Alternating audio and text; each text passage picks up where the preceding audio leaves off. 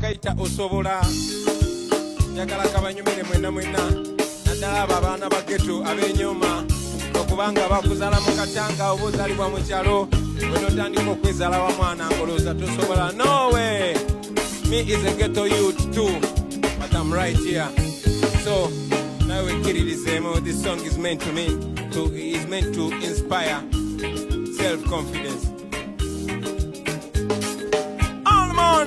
Remember that everything you believe you can achieve, man, if you work hard enough with discipline. Aye, balabe banji mu bulamu abatoba bamune bagwamu amaanyi ne bakita naye leero kambabuuze amazima bolemerako munange omalako bekati twasalawo kulumbana nga twesiga Mukama Katonda kuba ne Dawudi yanyiga Goliath nga yeesiga Mukama Katonda.